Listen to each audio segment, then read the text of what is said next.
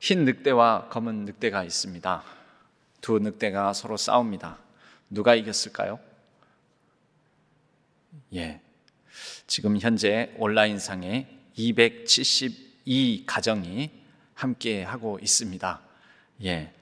아시면 댓글로라도 달아주시면 제가 읽으면서 누가 이길지 성도님들이 어떻게 응답하시는지 볼 수 있겠습니다. 그런데 이 자리에 있는 분들이 먼저 얘기해 주시면 좋겠습니다. 흰 늑대와 검은 늑대가 치열하게 싸웁니다. 누가 이깁니까? 아침에 일부에는 힘센 사람이 이긴다고 그러는데 저는 분명 늑대가 싸운다고 그러는데 사람이 이긴다고 그러더라고요. 힘센 늑대가 이깁니다. 여러분, 힘센 늑대가 이긴다면 그러면 어느 쪽 늑대가 힘이 셀까요? 왜 셀까요? 답은 잘 먹은 늑대가 힘이 셉니다. 배가 부른 늑대입니다. 여러분, 우리 성도의 삶도 마찬가지입니다. 세상과 싸워 누가 이길까요? 배부른 사람이 이깁니다. 누가 잘 먹고 자기 자신을 잘 키워내고 잘 튼튼하게 성장을 했느냐? 성도에게는 이렇게 적용할 수 있겠습니다. 은혜로 말미암아 배가 부른 성도, 은혜로 말미암아 마음속이, 심령이, 영혼이 강건한 성도가 세상을 이깁니다. 그런데 사람들은 자신이 배고픈 상태에서 제대로 채움을 받지 못한 상태에서 자꾸 일을 하려고 합니다. 뭔가를 감당하려고 합니다. 힘이 약합니다. 메말라 있습니다. 연약합니다. 부족합니다. 그런데 일을 하려고 합니다. 여러분, 그렇게 해서 십자가가 지어지겠습니까? 그렇게 사명을 감당할 수 있겠습니까? 여러분, 배고픈 상태에서는 먼저 배불러야 됩니다. 먹어야 됩니다. 먹고 힘이 나야 그 힘으로 이길 수 있습니다. 사도 베드로는 베드로로서 그 이름의 뜻에 걸맞게 반석 같은 믿음을 보여주기 이전에 큰 실패를 맛보았던 사람입니다. 그가 예수님을 호언장담하며 내가 죽기까지 예수님을 따르겠노라, 예수님의 십자가를 자기도 지겠노라, 그렇게 호언장담했지만 결과는 어땠습니까?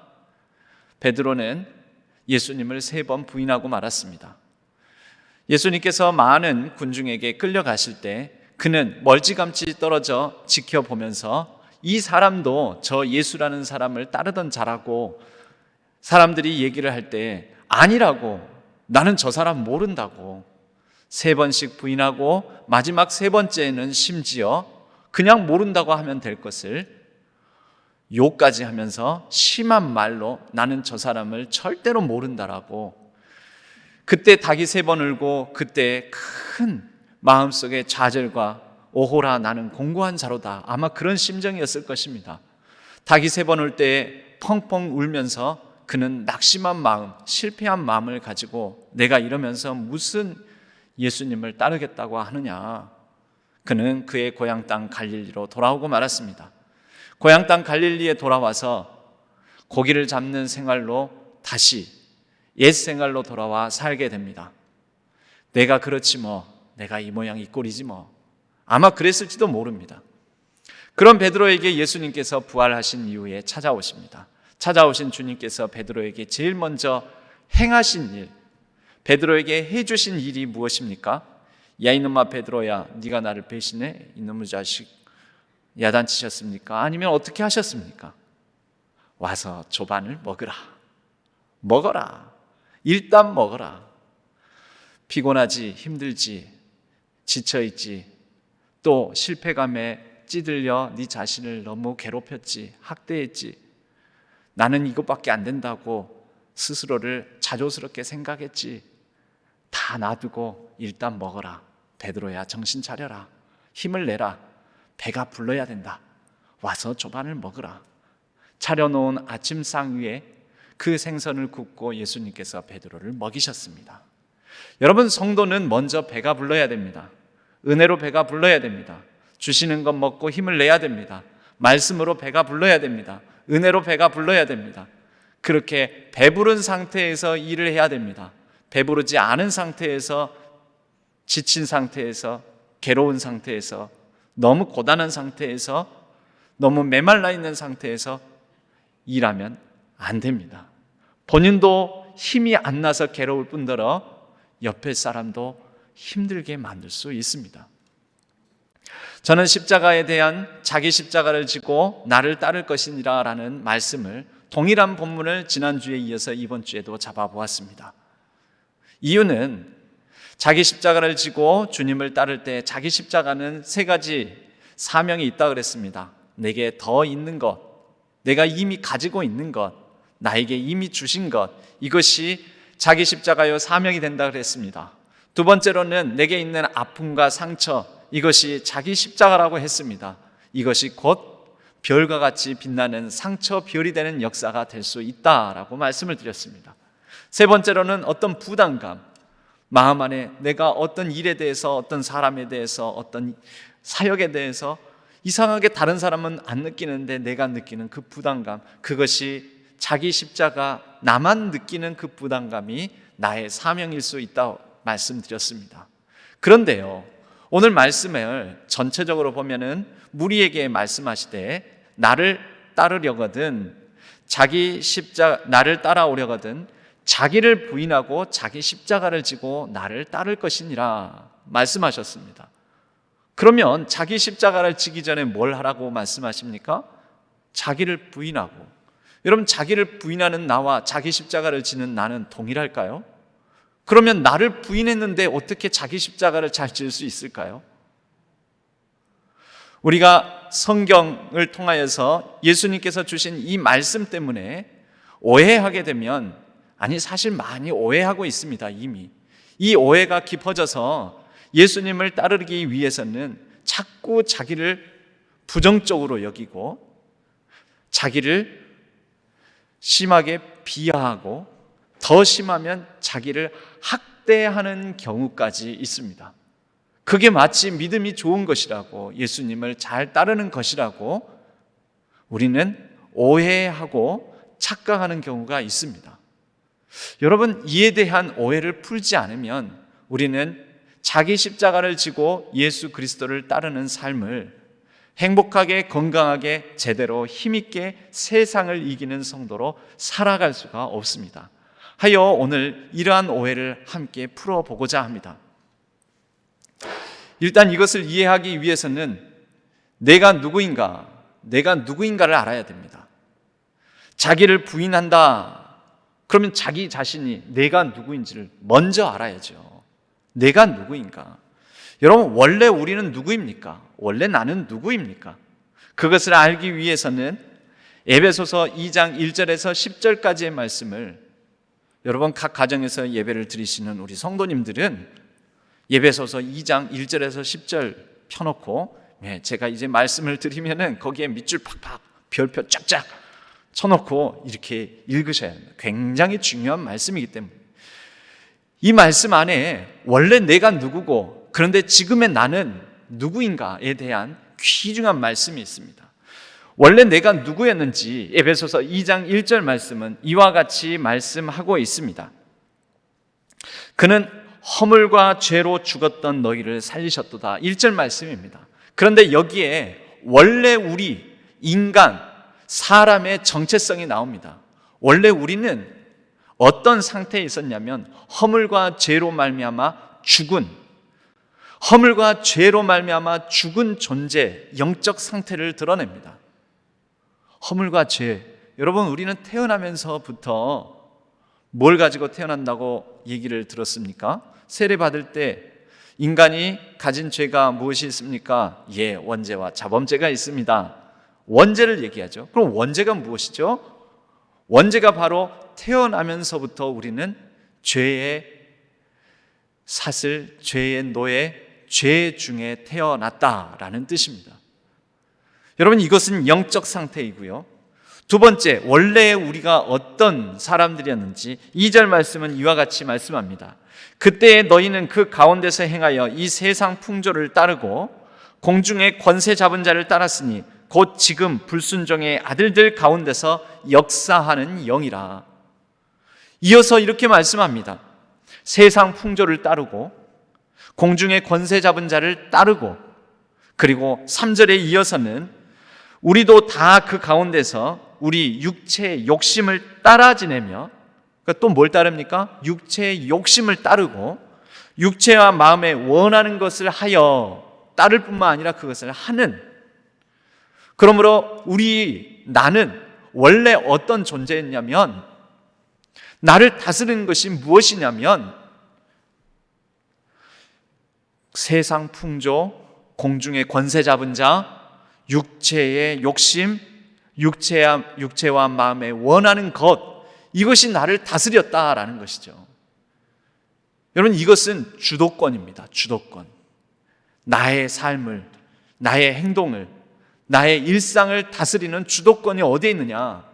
여러분, 때로는 이런 말이 있잖아요. 내가 술을 마신다. 처음에는 내가 마시는 것 같아요. 그런데 결과적으로는 어떻게 되냐면요, 내가 술을 마시고 술이 술을 마시고 나중에 술이 나를 마셔요. 그것을 뭐라 하냐면 술 취했다고 그러는 거죠. 정신없는 상태. 그 상태에서 나는 진짜 나입니까?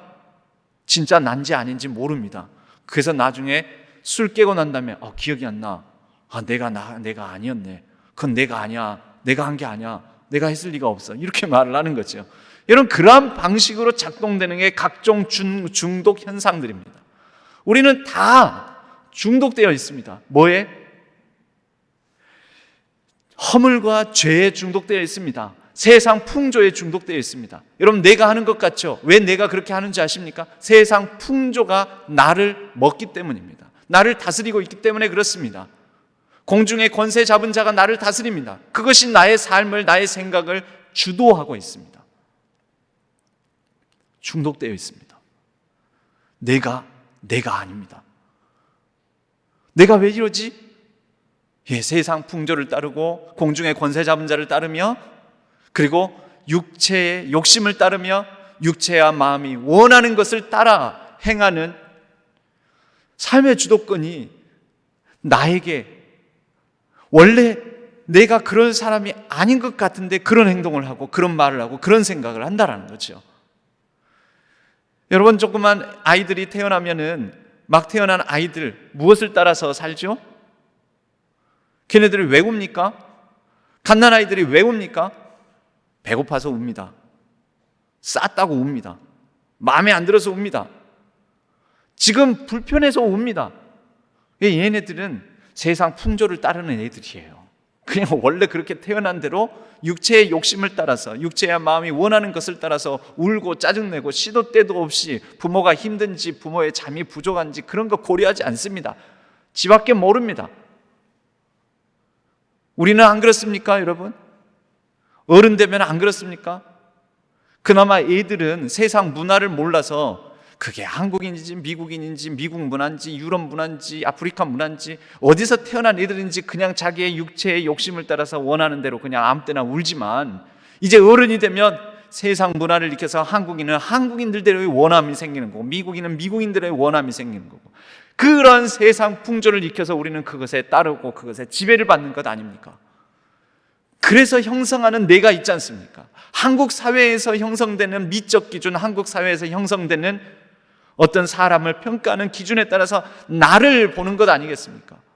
주도권이 누구에게 있습니까? 세상 문화와 풍조와 공중의 권세 잡은 자와 육체의 욕심과 육체의 마음에 원하는 데에 있습니다. 우리가 그렇다는 거죠. 그래서 어떻게 됐습니까? 3절은 마지막에 우리의 신분을 말합니다. 원래 우리의 신분. 3절 하반절은 본질상 진노의 자녀이었더니, 진노의 자녀, 그래서 하나님의 심판을 피할 수가 없는 존재. 그래서 여러분, 하나님이 두렵지요. 하나님 무섭죠. 아니, 교회를 안 다녀도 신앙이 없어도 하나님을 믿지 않아도 뭐라고 말하냐면 하늘이 무섭다고. 아유, 무서워. 그래서 천둥 벼락만 떨어져도 사람이 벌벌 떠는 것이죠. 그래서 무섭다 못해서 자연 만물을 섬기기도 하고 나무를 섬기기도 하고 바위에 절하기도 하고 그렇습니다. 그게 진노의 자녀여서 그렇습니다. 우리의 신분이 진노의 자녀라는 거죠. 너무 안타까운 일 아닙니까? 그런데 바로 이러한 원래의 나가 무엇이냐면 그리스도 예수를 믿기 전에 나, 그리스도 예수 밖에 있는 나입니다. 그리고 우리가 부인해야 될 나는 바로 이러한 나를 부인해야 됩니다. 나는 세상 풍조를 따라 사는 존재가 아니야. 나는 세상 사람들이 말하는 그런 내가 아니야. 사람들이 나를 뭐라 하든지 간에 나는 그런 내가 아니야. 그렇게 말하려면 여러분, 우리가 그리스도 예수 안에 있는 내가 누구인지를 알아야 되겠죠. 그리스도 예수 밖에 있는 나는 부정하는 것입니다. 그건 내가 아니야. 그건 하나님께서 나에게 하나님의 형상으로 창조한 하나님이 원하시는 내가 아니야 라고 자기를 부인해야 됩니다. 내가 아니라고. 그래서 우리는 4절부터의 말씀을 또 유심히 봐야 하겠습니다. 긍휼이 풍성하신 하나님이 우리를 사랑하신 그 큰 사랑을 인하여 허물로 죽은 우리를 그리스도와 함께 살리셨고, 그래서 여러분, 우리의 영적 상태가 어떤 상태입니까? 허물과 죄로 죽었던 영적 상태에서 그리스도와 함께 살리셨고 우리는 산 상태가 되었습니다. 주도권은 어디에 있을까요? 그 다음 절 말씀에 또 함께 일으키사. 누가 일으키세요? 하나님께서. 누가요? 예수님께서. 누가요? 삼위일체 하나님께서 우리를 일으키셨어요. 그분이 우리를 붙드신다라는 거죠. 주도권이 어디에 있을까요? 나의 주, 나의 하나님께 있습니다. 그분이 나를 이끄십니다. 그분이 나의 주인이십니다. 그분이 나의 구원자 되십니다. 나를 일으키셨습니다. 나를 다스리십니다. 그분이 인도하십니다. 그분이 보호하십니다. 여러분, 이렇게 우리의 삶의 주도권을 그분에게 드리고 삶의 주도권이 하나님께 있음을 우리가 믿는 것이지요. 그게 나예요. 이제 새로워진 나, 그리스도 예수 안에 있는 나. 그랬더니 우리의 신분은 무엇이 됩니까? 원래는 진노의 자녀였더니 6절 말씀 뒷부분에 그리스도 예수 안에서 함께 하늘에 앉히시니, 하늘 보좌에 그리스도 예수와 함께 앉는 사람이 누구이죠? 진노의 자녀가 앉습니까? 못 앉습니다. 누가 앉습니까? 하나님의 자녀, 하나님의 백성이 앉습니다. 우리는 누구입니까? 그리스도와 함께 하늘에 함께 앉는 자, 하나님의 아들, 딸, 하나님의 자녀, 하나님의 백성입니다. 여러분, 이것을 부인해야 됩니까? 자기를 부인하며 나를 따를 것이니라. 그리스도 예수 안에 있는 나, 그리스도 예수 안에서 새로운 피조물 된 나, 그리스도 예수 안에서 그리스도와 함께 살고 그리스도와 함께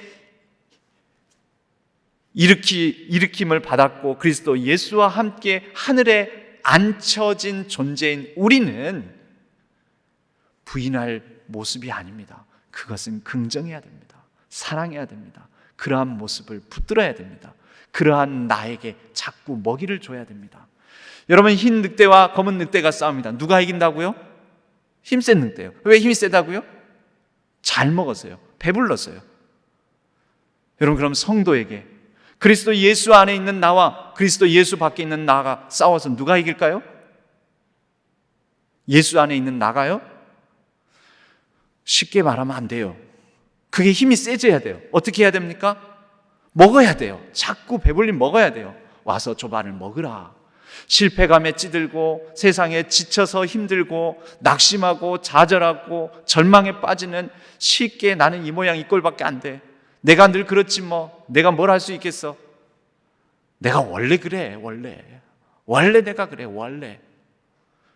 그런 나를 자꾸 먹여주시면 안 돼요. 자꾸 묵상해 주시면 안 돼요. 그래, 내가 원래 그렇지 뭐 하고 자꾸 힘을 키워주시면 안 돼요. 넌 그만 먹어, 저리 가 이놈아 하고 예수 안에 있는 나를 자꾸 먹여주셔야 돼요. 주야로 여호와의 말씀을 묵상하며 토실토실 살이 찌게끔 힘이 세지게끔 먹여주셔야 돼요. 우리 주님께서 먹여주세요. 와서 먹으라. 그리고 배가 불러야 일을 한다. 여러분, 그렇게 배가 부른 내가, 은혜로 부른 내가, 말씀으로 배불리 먹은 내가 자기 십자가를 지는 것입니다. 그래서 교회 안에서 여러분, 함부로 일을 많이 하려고 하지 마십시오. 먹지도 않고 일을 하면 안 됩니다. 배가 불러서 일을 하셔야 됩니다. 은혜가 넘쳐서 일을 하셔야 됩니다. 성령에 충만하셔서 일을 하셔야 됩니다. 은혜도 없고 성령도 없고 배도 고프고 지치고 고나고 상한 심령으로 그리스도 예수 밖에 있는 나만 살아서 내가 이거 해야 돼, 내가 해야 돼. 그렇게 해서 하게 되면은 나도 힘들고 교회도 힘들고 나도 힘들고 옆에 있는 사람들도, 우리가 다 힘들어요. 거두리로다라는 찬양이 있습니다. 거두리로다, 거두리로다, 기쁨으로 단을 거두리로다. 저는 가사를 이렇게 바꿔보고 싶습니다. 배부르리라, 배부르리라, 기쁨으로 배가 부르리로다. 배부르리로다, 배부르리라, 기쁨으로 배가 부르리로다. 할렐루야. 여러분, 배가 불러서 일을 해야죠. 배가 불러서. 배부른 나가, 예수 그리스도 안에 있는 나, 은혜 충만히 입은 나, 그리스도와 함께 살았고 그리스도와 함께 일으키심을 받았고 그리스도와 함께 보좌에 앉은, 하늘에 앉은 하나님의 백성된 내가 살아서 일을 하는 것이죠. 사명 감당하는 것이죠. 자기 십자가를 지는 것이죠. 그런데 그것 없이 자꾸, 그래서 여러분 1517년에 종교 개혁을 일으켰다라고 여겨지는 루터, 여러분 루터가 원래 그랬던 사람이 아닙니다. 루터 이전에는요, 루터가 원래 이 사제가 되기 위해서 수도원에서 수도를 하고 있었습니다. 그때 이렇게 그리스도 예수 안에 있는 나, 은혜로 말미암아 다시 살게 된 나를 인식하지 못할 때 그는 하나님의 진노의 잔을 피하기 위하여 자신의 죄를 예민하게 생각하고 그 죄를 씻기 위해서 맨날 고해, 예전에 고해성사라고 했었잖아요. 고해성사, 고해, 그리고 고행. 고해를 어떻게 합니까? 가서 사제한테 가서 제가 이런 나쁜 생각을 했습니다, 이런 죄를 저질렀습니다, 얘기를 하고, 아유 형제님 예수님께서 죄를 사하셨습니다 하고 사제를 통해서 사함을 받고 돌아가는 길에 다시 죄가 생각나고 다시 돌아가는 거예요. 그래가지고 심지어 루터가 6시간씩 고해를 했다라는 기록도 나옵니다. 그래서 오죽하면 그 사제가, 고해 성사를 받는 사제가 너무 힘들어가지고 나중에는 한꺼번에 가지고 오시오. 한꺼번에. 너무 자주 오지 말고, 나도 힘들다고 한꺼번에 다 모아가지고 갖고 오라고 그랬다고 합니다. 루터는 자기가 죄를 짓는 생각을 질 때마다 자기 자신을 회초리로 때립니다. 그리고 그는 무릎으로 성당의 그 십자가탑 종탑을 무릎으로 올라갑니다. 그럼 무릎으로 올라가면 얼마나 아프겠어요? 다리가 아니라 무릎으로 계단을 올라가는데 피가 나고 찢기고 그런 식으로 했는데도 해결이 안 되더라는 거죠. 자기가 너무 못마땅하더라는 거죠. 자기가 너무 싫더라는 거죠. 그러다가 로마서를 읽는 중에 로마서를 깊이 연구하다가 루터가 배가 부르는 역사가 일어났어요. 은혜로 말미암아 잘 먹는 역사가 일어났습니다. 그리하여 내가 그럴 필요가 없었구나. 고해와 고행이 나를 예수 그리스도께로 인도하고 내가 살아나는 것이 아니라 오직 이미 예수 그리스도께서 행하신 일, 그 은혜로 말미암아 내가 살았구나. 이미 내가 살았고 이미 내가 그분에 의해서 일으키심을 받았고 주도권이 그에게 있으며 그로 말미암아 내가 진노의 자녀가 아니라 하나님의 자녀가 되었구나. 이것을 일명 탑체험이라고 합니다. 탑체험. 그 탑 안에서, 비텐베르크 그 탑 안에서 루터가 하나님의 말씀을 깊이 있게 연구하고 잘 먹는 가운데 배가 부르는 체험, 은혜로 말미암아 배가 부르니 루터가 그 이후로부터는 뭐라고 합니까? 이 신칭이 믿음으로 말미암아 의롭게 되리라. 믿는 자는 살아나리라. 에베소서 2장 그 다음 말씀은 바로 그와 같은 말씀을 전하고 있습니다.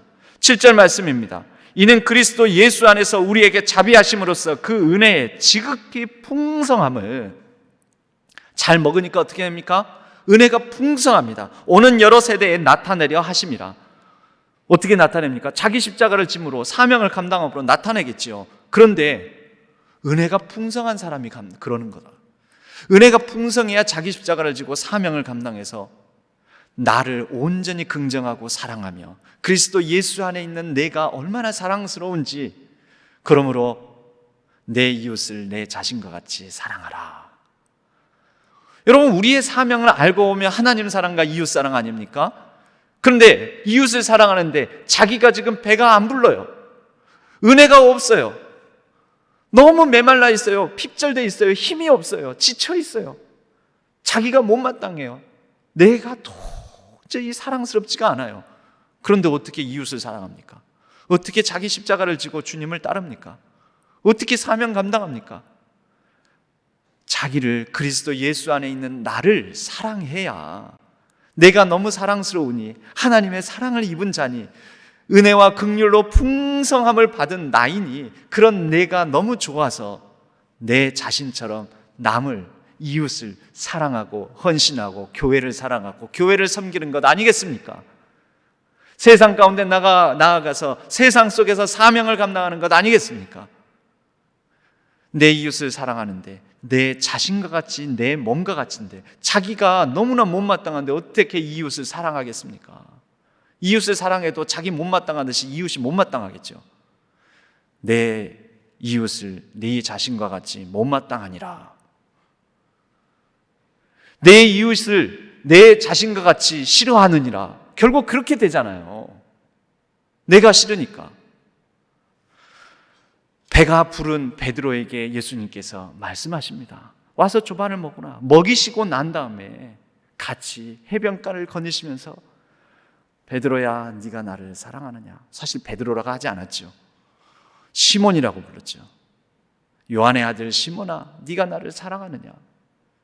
원래 자연인인 시몬, 자연인 이름을 부르시면서 베드로는 예수님께서 그에게 직분을 주신 거예요. 너는 반석 같다 해서 직분, 그러니까 목사, 장로 이런 직분처럼 직분의 이름이 베드로예요.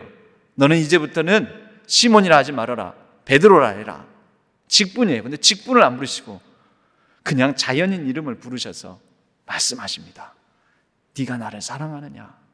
사랑하느냐? 사랑하느냐? 베드로의 마음에 갈등이 있었습니다.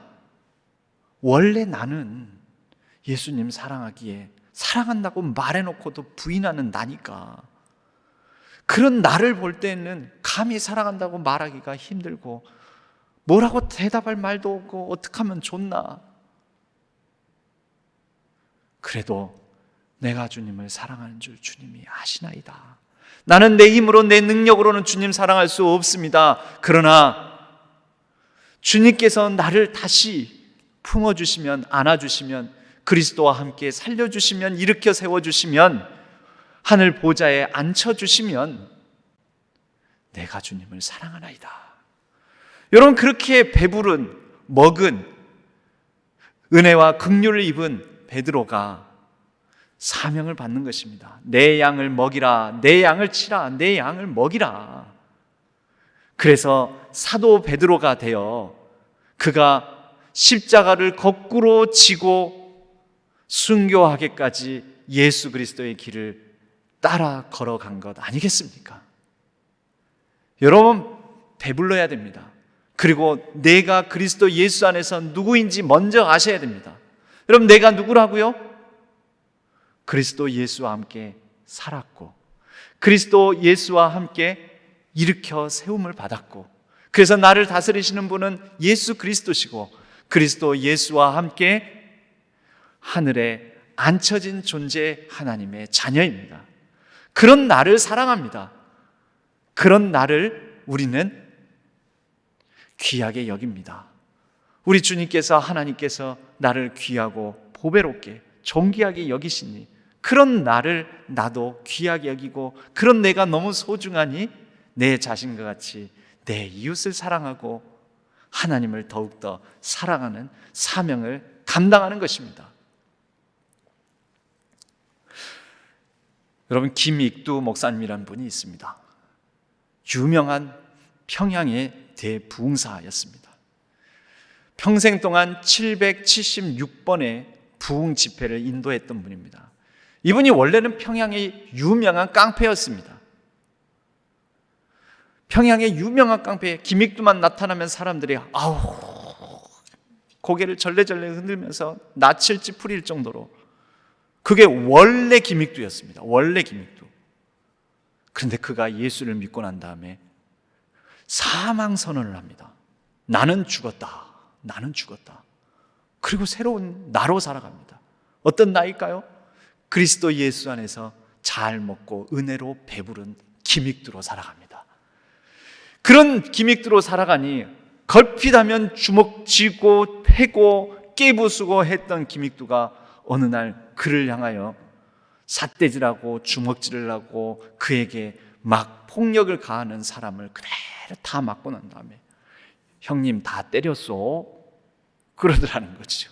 그리고 악수를 딱 하면서 다 때렸으면, 그러니까 상대방 원래 때리는 것도 힘들잖아요. 기믹들을 죽어라 패고 난 다음에 이 사람이 하면서 씩씩거리고 있으니까 다 때렸어 인자. 그러고 나서는 손을 딱 악수를 딱 하는 거죠. 악수를 딱 하는데 원래 깡패였잖아요. 힘이 괴력인 거죠. 그 상대방이 갑자기 맞아 이 사람이 기믹두였지. 벌벌 떠는 거죠. 그런데 기믹두가 이렇게 얘기를 하더라는 거죠. 예수는 내가 믿었는데 복은 당신이 다 받았어. 뭐요? 내 옛날에 나였으면 당신은 지금 이미 죽었어. 그러니까 이 사람이 그러냐고 하면서 막 벌벌 떨더라는 거죠. 악수하고 있는데요. 얼마나 이 손에서 느껴지는 그 아우라가 있지 않습니까? 그 기운이. 그래가지고 옛날에 나였으면 이미 당신은 죽었어. 그러는데 기믹두가 그러더라는 거죠. 그 사람한테. 잔말 말고 내가 지금 어디 가는 길인데 나를 따라오시오. 그래가지고 따라갔더니 기믹두 목사님이 부흥의 인도자 가는 길이었다는 거죠. 그리고 그 부흥에 그 사람이 잘 참석해서 예수를 믿고 잘 먹고 잘 살았더라는 얘기입니다. 여러분, 은혜를 받은 내가 이렇게 변화된 나의 삶을 살아갈 수 있는 거고, 그렇게 사명을 감당할 때 그 사명으로 말미암아 세상이 아름다워지고 또 나로 인하여서 많은 사람들이 복을 받는 하나님 나라의 역사가 일어납니다. 여러분 배부르십니까? 배고프십니까? 배고프신 상태에서 꼭 따지는 게 이런 겁니다. 내가 좋은 자리를 맡았느니 안 맡았느니, 내가 지위가 높으니 낮으니, 설교가 기니 짧니, 잘하느니 못하느니, 왜 설교 중에 찬양을 하니 안 하느니, 특송은 왜 그 모양이니, 왜 사람들이 저러나는지. 이건 배가 부르면요 다 좋습니다. 다 좋습니다.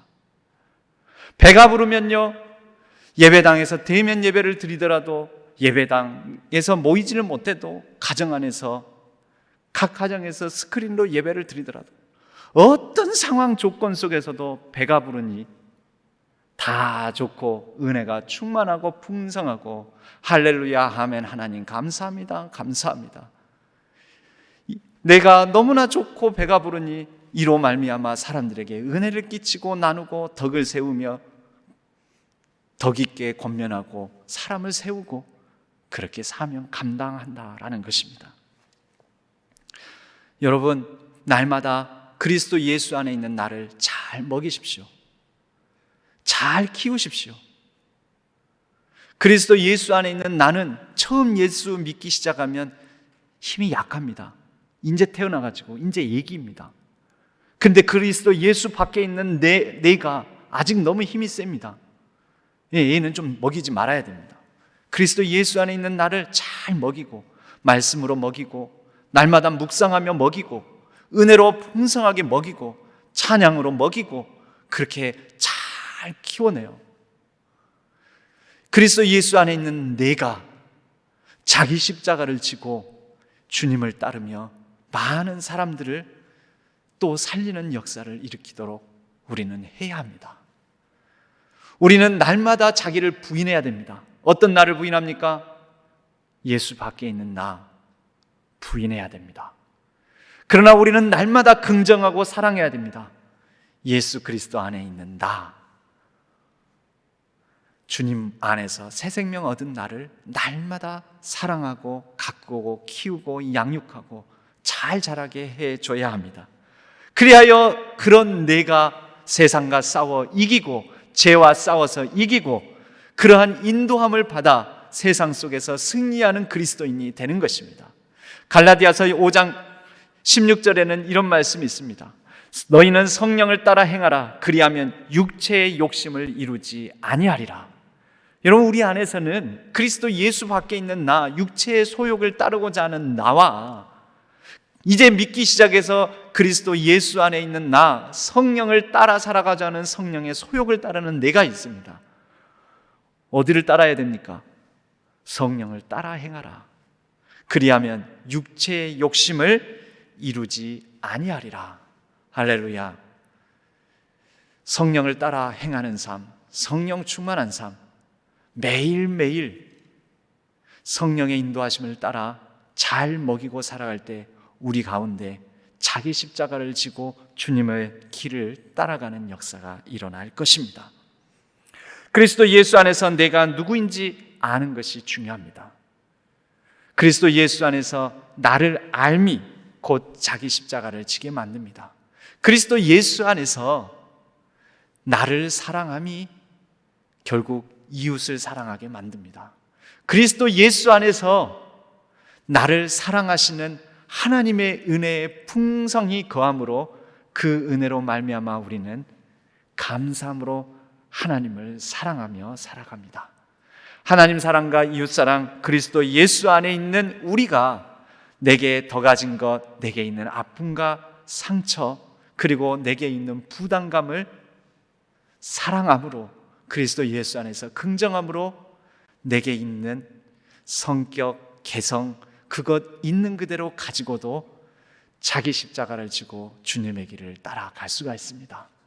날마다 주님과 함께 주님으로 인하여 배부름으로 할렐루야 찬송하며 기쁨으로 주님의 사명을 잘 감당하는 우리 모든 신앙교회 성도님들, 귀하고 복된 신앙교회의 모든 각 가정들 되시길 주님의 이름으로 간절히 축복합니다.